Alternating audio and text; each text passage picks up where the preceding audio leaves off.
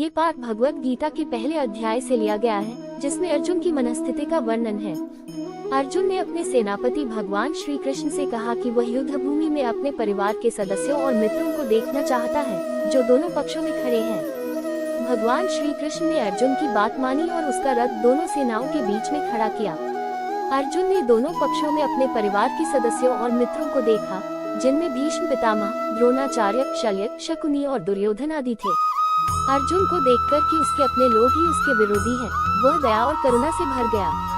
उसके हाथ से धनुष गांडीव सरक गया और उसकी त्वचा में जलन होने लगी। वह सोचने लगा कि यह युद्ध क्या है जिसमें वह अपने ही लोगों को मारने जा रहा है। इस प्रकार अर्जुन की मनस्थिति का वर्णन इस पाठ में किया गया है, जिसमें वह युद्ध के विरोधी होने के कारणों को बताता है। दुर्योधन ने अपनी सेना की शक्ति का अनुमान लगाया और भीष्म पितामह की उपस्थिति में अपनी विजय को निश्चित माना।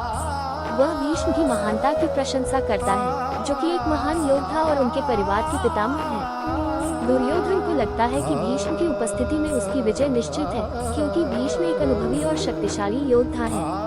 लेकिन दुर्योधन ये भी जानता है कि भीष्म वृद्ध हो गए हैं और शत्रु इसका लाभ उठा सकता है।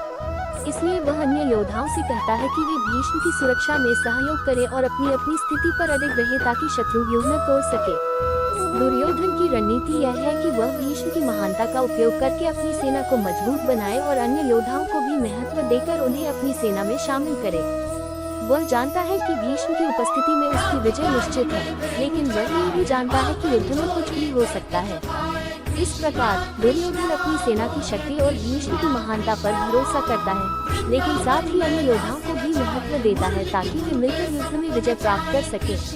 भीष्म पितामह ने दुर्योधन के मनोभाव को समझ लिया और उसके प्रति अपनी दया दिखाई। उन्होंने अपना शंख बजाया, जो उनकी सिंह की समान स्थिति के अनुरूप था। इस प्रकार उन्होंने दुर्योधन को बता दिया कि वे युद्ध में उसका साथ देंगे, लेकिन उन्हें विजय की आशा नहीं है, क्योंकि दूसरे पक्ष में साक्षात भगवान श्री कृष्ण हैं। इस प्रकार भीष्म पितामह ने अपने पौत्र दुर्योधन को समझाया कि युद्ध में विजय की आशा नहीं है, लेकिन वह अपना कर्तव्य निभाएगा और युद्ध में उसका साथ देगा।